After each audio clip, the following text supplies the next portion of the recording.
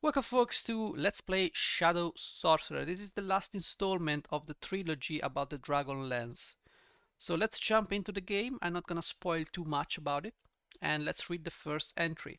The evil hordes of Draconians have completely conquered Paxterkas, whose entire human population they enslaved. You, the companions of the Lance, have freed the slaves and led them through the mountain gates in search of a new home. Read journal entry number 1 for further information. Which you know what that means? It means I'm gonna go and do this and then do this, and then I'm gonna read journal entry number 1. The story so far. The brooding hordes of the Draconians have completely conquered Paxterkas, enslaving the human inhabitants of that once peaceful realm. The companions of the Lance have freed the slaves and led them through the mountain gates in search of a new home out of the reaches of Verminard and his Draconian armies. During the escape, the companions sealed the huge gates behind them, trapping the Draconians inside their own fortress. But it is only a matter of time before they break out. And, when they do, they will demand a terrible price from the companions and the refugees. Right, so Verminard, we did not face him in the PC version, because he's only present in the console version. So, keep that in mind, but he's the baddie. So, let's switch back to our game, and let's proceed forward. As you can see, this is the interface. We have options, refugees. We can check the status and tell them to do stuff. And we can also organize the party here. So these are the companions up to Tika. And these 4 guys are the leaders of the refugees. You can switch them, sure, no problem. But they're not part of the companions. Each one of these guys and girls has a relationship with someone else. So for instance, Karamun and Tika, I think they're engaged, so they're romantically engaged, so they get bonuses where placed on the same team, the first 4 guys. And for instance, Danis and Laurana, Giltanas and Laurana, because they're brothers and sisters. Raisling, probably with Karamun, it's his brother. I mean, Riverwind and Goldmoon, they form a couple. So if you put Riverwind in place of, say, Tanis, you get more bonuses. But what we have to do is switch Tanis with Flint, because I want to show you something, which is very contextual. If we move forward, this pop-ups. This was once a mighty highway brushing ages of dust from the high columns.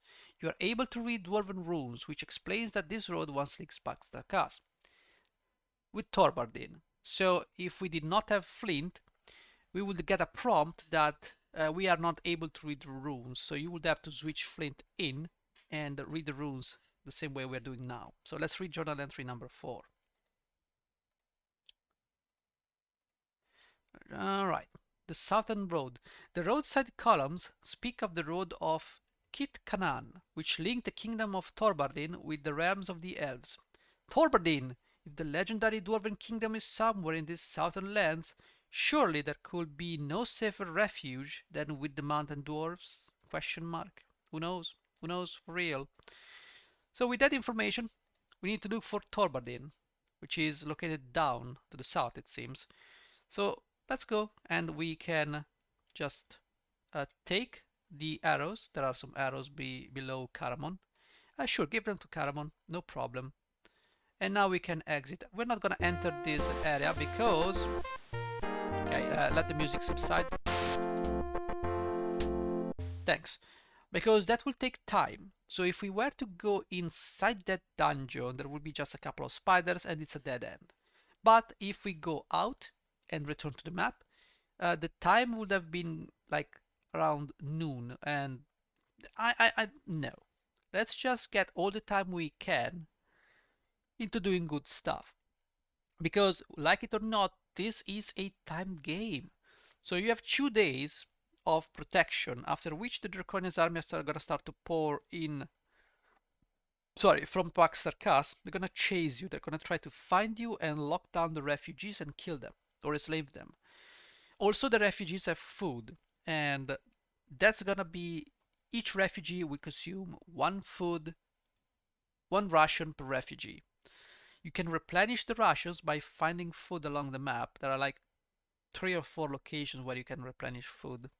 Some are shared, so if you use one, you cannot use the other. And the point of this game is to find 5 keys. These keys will allow you to enter Thorbardin, or better yet, open the doors inside Thorbardin. We also need to find an NPC that we will need later on, and we will also need to find which is the correct entrance to Thorbardin, because there are 5 entrances, one of which is the correct one.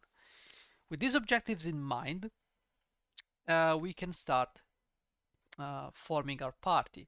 So first and foremost, I would switch Caramon with Riesling, and there is a reason for that. I want Caramon to be in the first slot, and I want someone else to take the point, like Tanis for instance. We can replace Flint with Tanis. There you go. Now we can keep on moving. Okay, if we close, the refugees will follow us, so that's okay. So what? The roadway continues to the east. The west, a cleft in the cliff, will reveal a steep pathway winding up through the rocks. Okay, we can take a bow. This is a bow. We can take the bow. I don't know what's the difference though.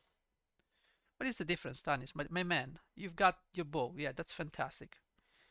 There are arrows, but let's just keep on moving. A chance encounter. Okay. Okay, we have some problems. So, how do you cast? I forgot. Okay, Ricelin, why did you run away? Regardless.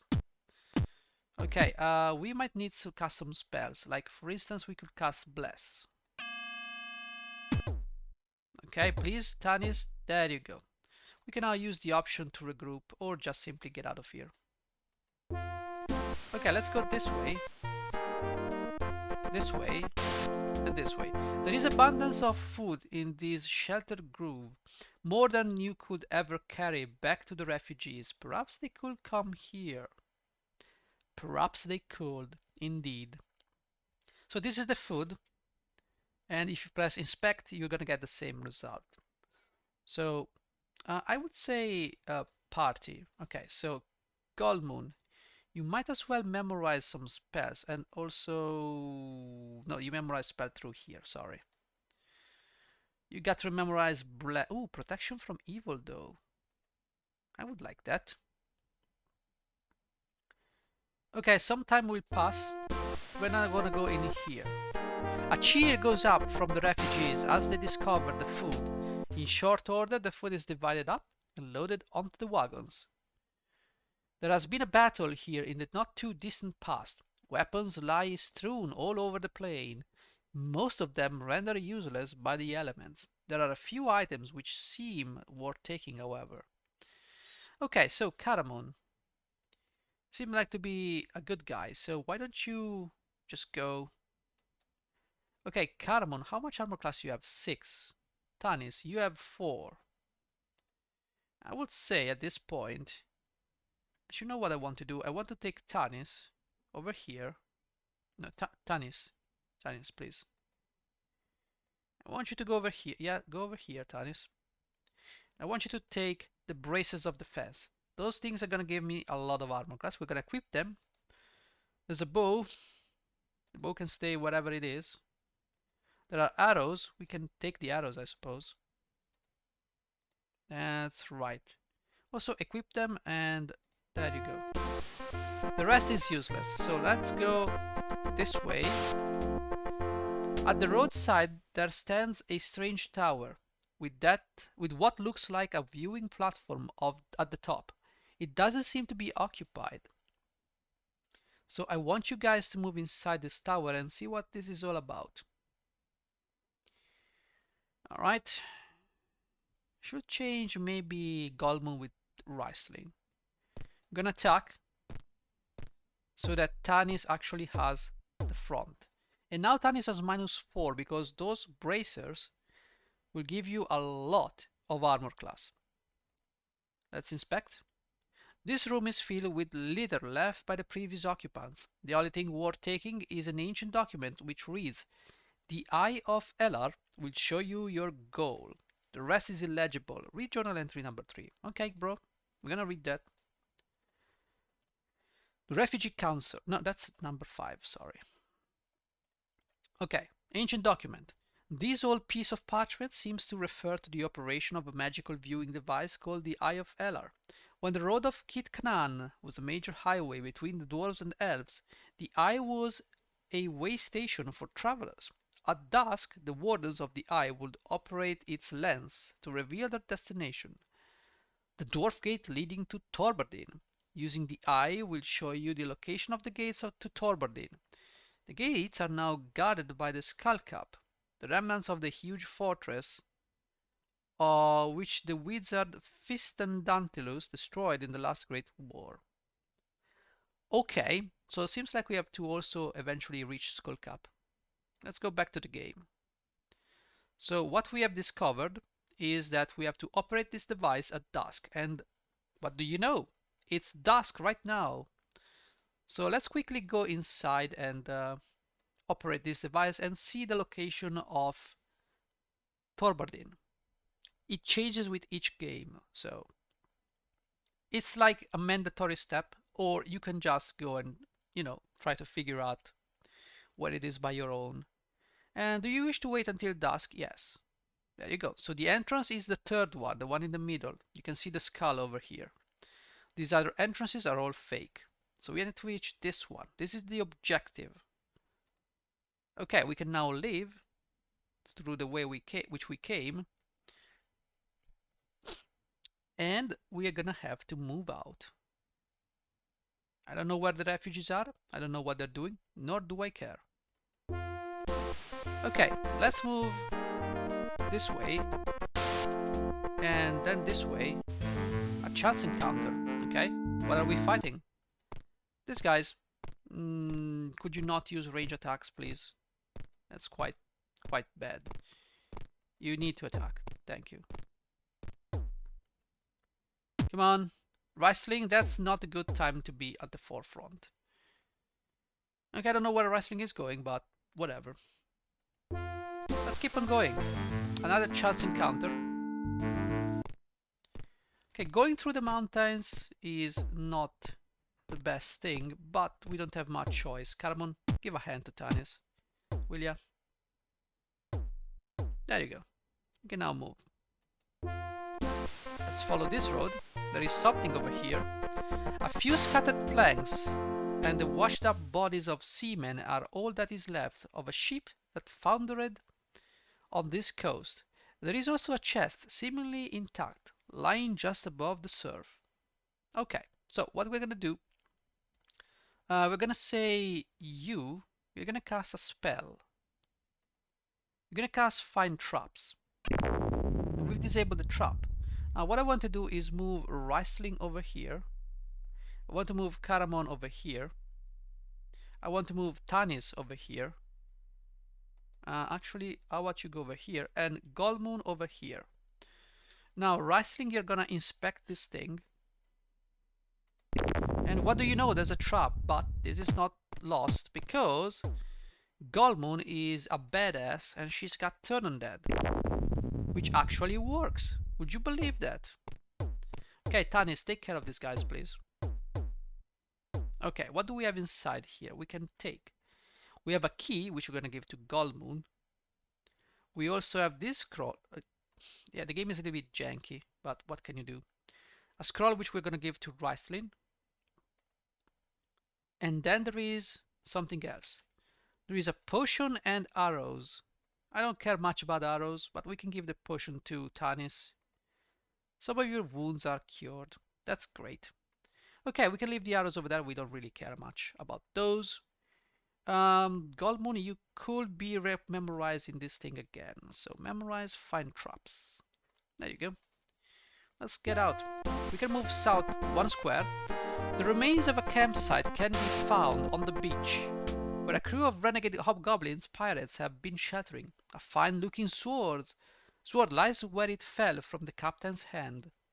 So you're gonna be attacking. You're gonna be attacking. Golmoon, can you take care of everything? Like, seriously, Golmoon, get the hell out of this place. Okay.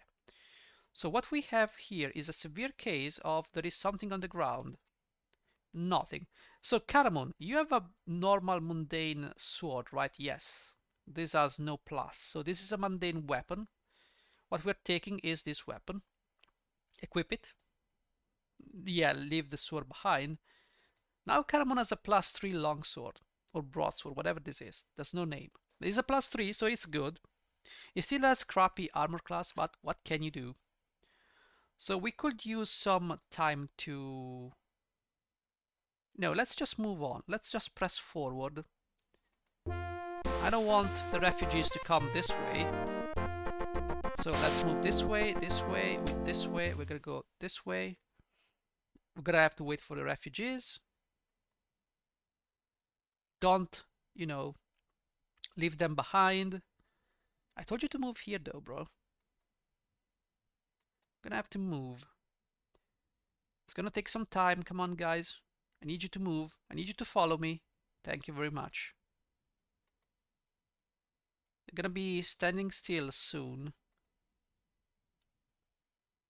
What I want to do... Okay. Stop. Okay, you're gonna stop there? Seems like we have 2 refugees. Who are you? Lockhart, what are you doing? Move over here. And I'm gonna threaten Lockhart because actually I'm gonna plea for loyalty. Lockhart, vote to continue. Thank you, Lockhart. Okay, so let's just move. We have this area. The path ends at a curious wall built against... Wait, whoa. Yes, that makes sense. That's the second day. The first day we spent there, then we moved. Yes, that's the second day. So now the Draconian armies are gonna come down. The path ends at a curious wall built against the base of a massive peak, which soars up in the sky. From the top, you will be able to see for miles, but the mountain seems unsurmountable. Okay, that means we have to inspect. Yeah. So what we're gonna do is we're gonna cast detect magic. We have none. We have no dispel magic. So maybe ooh, we have we have no way of doing this. Can we memorize? Perhaps we can memorize some spells. We have detect invisible. Why can you not cast it detect invisible? There you go. There's also a bow on the ground. We don't really care about the bows. Bows are not that useful in this game. They are too slow to shoot. And there's not much time. The view from here is breathtaking, but enjoying the countryside is not the reason you're here. That's true. However, yeah, I want to get out. Thanks. What we can do is we can move. We can also wait for the refugees a little bit.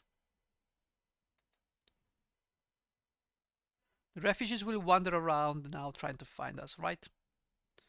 So it will be best if we just wait for them to come towards us. And the dragon is already here. That's not good. Refugees, please come up here. Come on. Okay. There is something here. Hidden within deep woods, you come upon a walled dwarven village. A guard at the gate challenges you, and you spot many soldiers lining the parapet of the wall. We can keep the refugees here for the time being, you know? Let's use Goldmund to talk. We don't want any trouble. The guard, initially hostile, does not attack once you explain who you are. Instead, he tells you that you have found the village of the Nadar, and that if you go through the gate, you will be warmly welcomed. Well, that's great. Alright. You are granted an audience with the king of the Nadar dwarves. What aid will you request? Choose one of the following and refer to Journal 6 for more information. Well, let's refer to Journal 6 for more information then. Let's go over here. Journal entry number 6. The Nadar village is well situated and stoutly defended. When they tell you that they have lived here through all the trouble which have plagued this land, you can well believe it. After a short delay, you are shown into the presence of the Nadar king. He explains little of his of the history of this land. Finally, he offers what help he can. I cannot let you stay here. Your refugees could not be accommodated in our simple village shacks, and their presence would bring the wrath of the Draconians upon us. But I will wish you well in your quest to find a place to safety. If there's anything I can do to help, then you have but to ask. What will you do?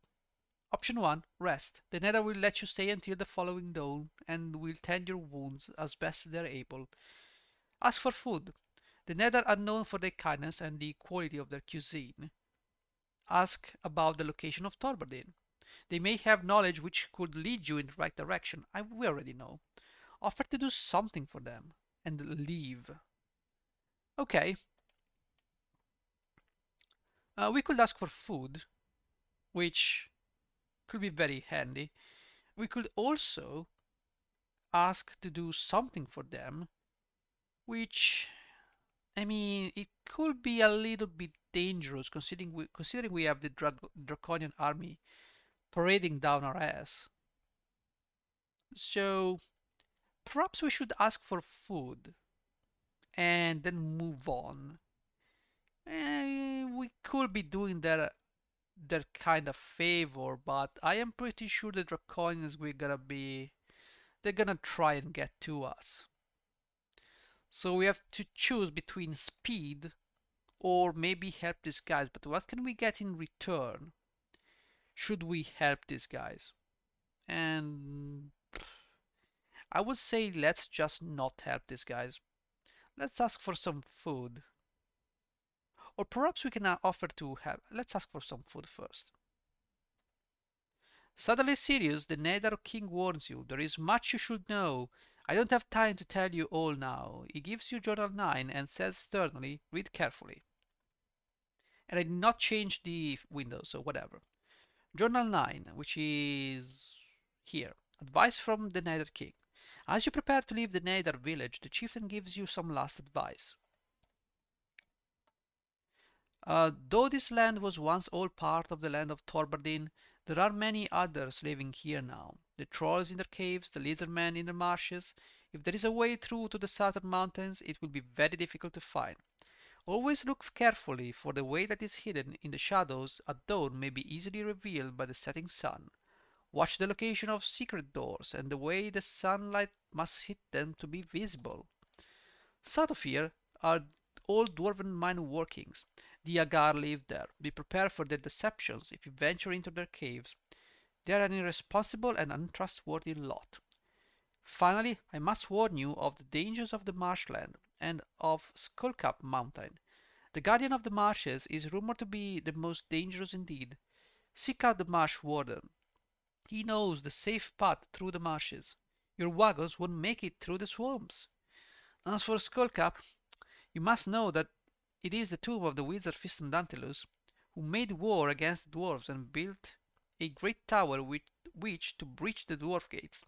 But he was defeated and caused the tower to explode, destroying the armies of friend and foe alike.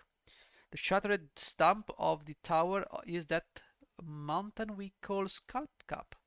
If you must venture near that terrible place, take great care, for the legends of our people say that Fistandantilus was not consumed in his own fire, but lives on. Okay, lots of stuff to unpack here. So what we have here, we could ask this guy. We can also help this guy, but he gives us a lot of information, and I would like to exit this screen. Yeah, that's he magically conjures food. Thank you. Okay, so we can offer to help them, or we can simply leave. If we help them, for now, let's leave. Option, we can save the game on game A. We can save. I'd say save. Okay, I cannot change the name. Regardless, I'm gonna see you in the next episode. We're gonna figure out what to do with these dwarves. Can we help them somehow? Do we have time to help them? Is it best to whatever rewards they give us for fate and speed up through the map? I guess we'll see that in the next episode. So thank you for watching. Bye bye.